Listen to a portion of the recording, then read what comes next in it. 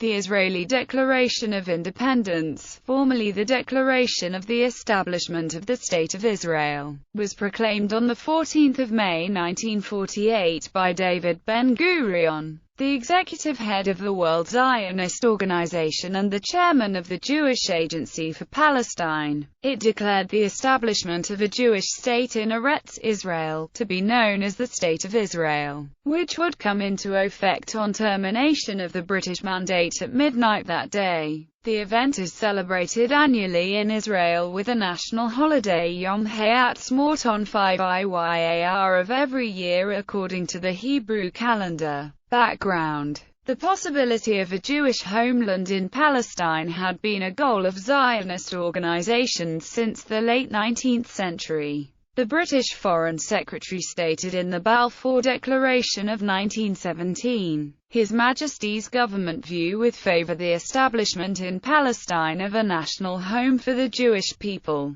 and will use their best endeavours to facilitate the achievement of this object, it being clearly understood that nothing shall be done which may prejudice the civil and religious rights of existing non-Jewish communities in Palestine, or the rights and political status enjoyed by Jews in any other country. After World War I, the United Kingdom was given a mandate for Palestine, which it had conquered from the Ottomans during the war. In 1937, the Peel Commission suggested partitioning Mandate Palestine into an Arab state and a Jewish state, though the proposal was rejected as unworkable by the government and was at least partially to blame for the renewal of the 1936–39 Arab Revolt. In the face of increasing violence after World War II, the British handed the issue over to the recently established United Nations. The result was Resolution 181, a plan to partition Palestine into independent Arab and Jewish states and the special international regime for the city of Jerusalem. The Jewish state was to receive around 56% of the land area of Mandate Palestine, encompassing 82% of the Jewish population, though it would be separated from Jerusalem. The plan was accepted by most of the Jewish population, but rejected by much of the Arab populace. On 29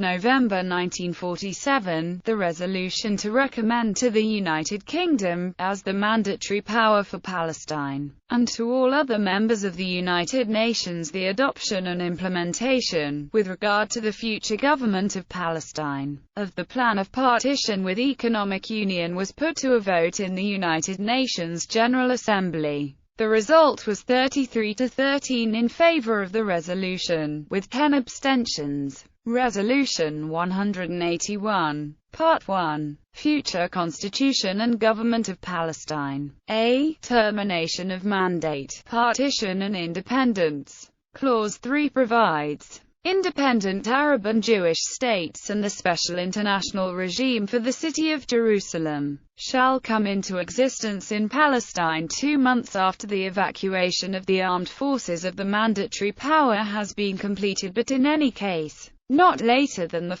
October 1948. The Arab countries proposed to query the International Court of Justice on the competence of the General Assembly to partition a country against the wishes of the majority of its inhabitants, but the resolution was rejected. Drafting the text, the first draft of the declaration was made by Z.V.I. Berenson, the Histadrut Trade Union's legal advisor and later a justice of the Supreme Court, at the request of Pinchas Rosen. A revised second draft was made by 3 lawyers, Baham, Hintzheimer and Z.E. Baker, and was framed by a committee including David Remez, Pinchas Rosen, Chaim Moshe Shapira, Moshe Sharet and Aharon Zisling. A second committee meeting, which included David Ben-Gurion, Yehuda Leib Maimon, Sharet and Zisling, produced the final text. Minhelet Ha'am vote on 12 May 1948. The Minhelet Ha'am was convened to vote on declaring independence.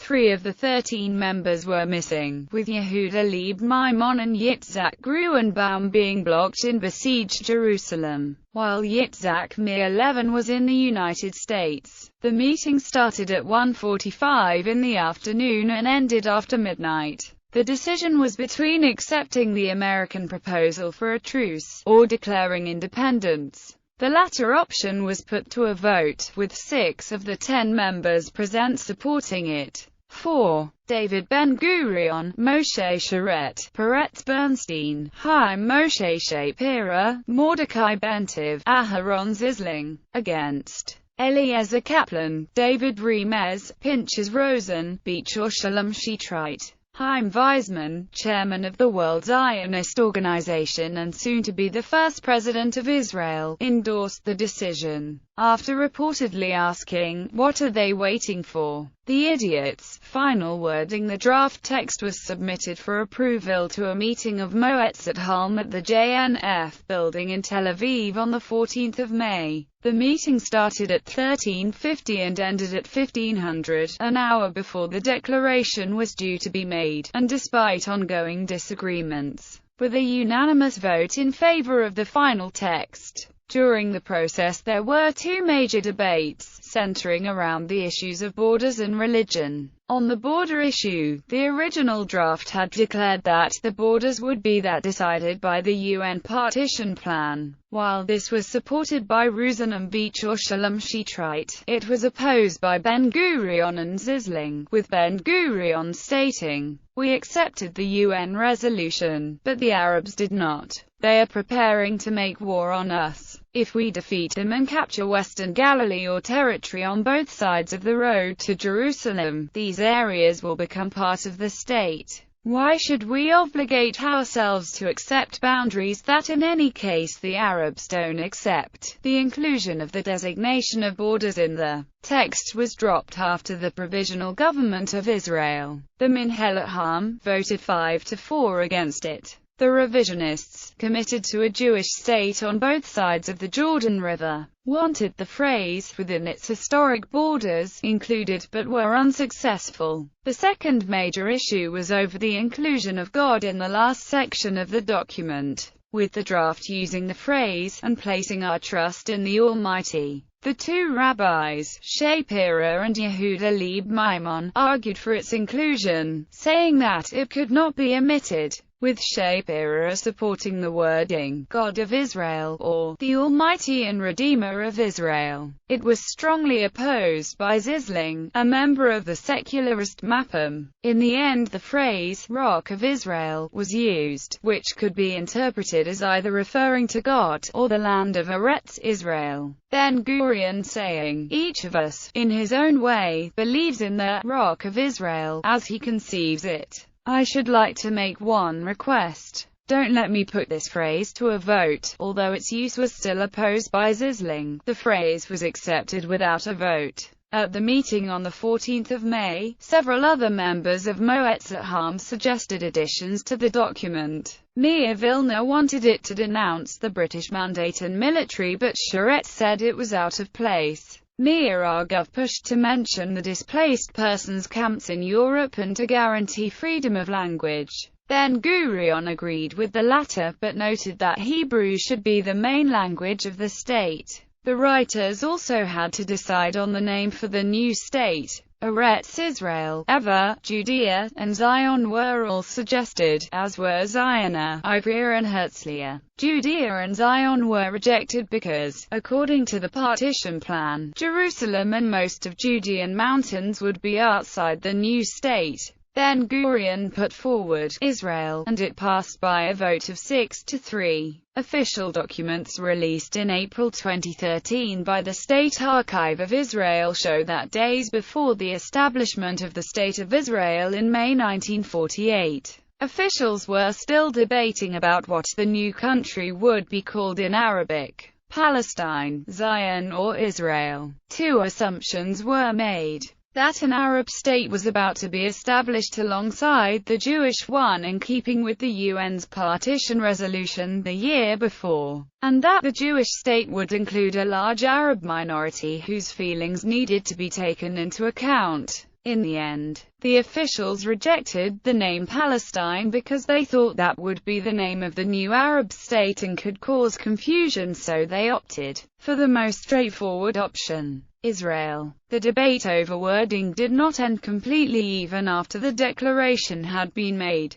Declaration signer Meir David Lowenstein later claimed, "It ignored our sole right to Eretz Israel, which is based on the covenant of the Lord with Abraham, our father, and repeated promises in the Tanakh. It ignored the Aliyah of the Ramban and the students of the Vilna Gaon and the Baal Shem Tov, and the rights of Jews who lived in the Old Yishuv." Declaration ceremony. The ceremony was held in the Tel Aviv Museum but was not widely publicized as it was feared that the British authorities might attempt to prevent it, or that the Arab armies might invade earlier than expected. An invitation was sent out by messenger on the morning of the 14th of May telling recipients to arrive at 15:30 and to keep the event a secret. The event started at 1600 and was broadcast live as the first transmission of the new radio station Kol Yisrael. The final draft of the declaration was typed at the Jewish National Fund building following its approval earlier in the day. Zev Shef, who stayed at the building in order to deliver the text, had forgotten to arrange transport for himself. Ultimately, he had to flag down a passing car and ask the driver to take him to the ceremony. Shef's request was initially refused, but he managed to persuade the driver to take him. The car was stopped by a policeman for speeding while driving across the city, though a ticket was not issued after it was explained that he was delaying the Declaration of Independence. Shef arrived at the museum at 15:59. At 1600, Ben-Gurion opened the ceremony by banging his gavel on the table, prompting a spontaneous rendition of Hatikva, soon to be Israel's national anthem, from the 250 guests. On the wall behind the podium hung a picture of Theodor Herzl, the founder of modern Zionism, and two flags, later to become the official flag of Israel. After telling the audience, "I shall now read to you the scroll of the establishment of the state, which has passed its first reading by the National Council," Ben-Gurion proceeded to read out the declaration, taking 16 minutes, ending with the words, "Let us accept the foundation scroll of the Jewish state by rising," and calling on Rabbi Fishman to recite the Sheheshenu blessing. The entire declaration ceremony was recorded and broadcast live on Kol Yisrael radio station. Signatories. As leader of the Yishuv, David Ben-Gurion was the first person to sign. The declaration was due to be signed by all 37 members of Moetzet Ha'am. However, 12 members could not attend, 11 of them trapped in besieged Jerusalem and one abroad. The remaining 25 signatories present were called up in alphabetical order to sign, leaving spaces for those absent. Although a space was left for him between the signatures of Eliyahu Dokan and Meir Vilna, Zerach Warhaftig signed at the top of the next column, leading to speculation that Vilna's name had been left alone to isolate him, or to stress that even a communist agreed with the declaration. Of the signatories, 2 were women. When Herzl Rosenblum, the journalist, was called up to sign, Ben-Gurion instructed him to sign under the name Herzl Vardi, his pen name, as he wanted more Hebrew names on the document. Although Rosenblum acquiesced to Ben-Gurion's request and legally changed his name to Vardi, he later admitted to regretting not signing as Rosenblum. Several other signatories later have raised their names, including Miragov, Peretz Bernstein, Avraham Granot, Avraham Nissan, Moshe Kol, Yehuda Leib Maimon, Goldner Meir, Pinchas Rosen and Moshe Sharet. Other signatories added their own touches, including Sadia Kobashi, who added the phrase, Halavi, referring to the tribe of Levi. After Sharet, the last of the signatories, had put his name to paper, the audience again stood and the Israel Philharmonic Orchestra played Hatikva. Ben-Gurion concluded the event with the words, "The State of Israel is established. This meeting is adjourned. Context and aftermath." The declaration was signed in a context of civil war between the Arab and Jewish populations of the Mandate that had started the day after the partition vote at the UN 6 months earlier. Neighboring Arab states and the Arab League were opposed to the vote and had declared they would intervene to prevent its implementation. In a cablegram on 15 May 1948 to the Secretary-General of the United Nations, the Secretary-General of the League of Arab States claimed that the Arab states find themselves compelled to intervene in order to restore law and order and to check further bloodshed.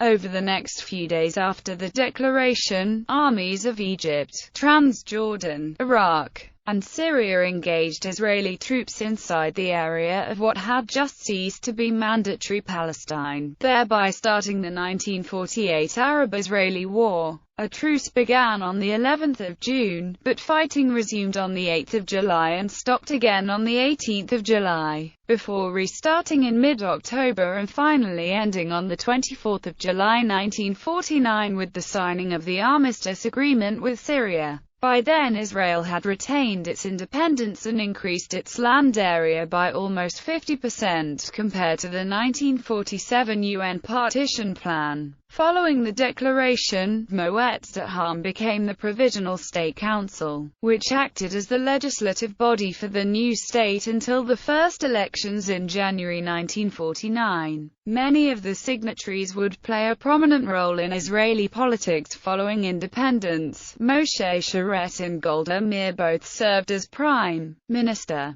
Yitzhak Ben Zvi became the country's second president in 1952, and several others served as ministers. David Remez was the first signatory to pass away, dying in May 1951, while Meir Vilna, the youngest signatory at just 29, was the longest living, serving in the Knesset until 1990 and dying in June 2003. Eliyahu Berlin, the oldest signatory at 82, died in 1959. 11 minutes after midnight, the United States de facto recognized the State of Israel. This was followed by Shah Mohammad Reza Pahlavi's Iran, Guatemala, Iceland, Nicaragua, Romania, and Uruguay. The Soviet Union was the first nation to fully recognize Israel de jure on 17 May 1948, followed by Poland, Czechoslovakia, Yugoslavia, Ireland, and South Africa.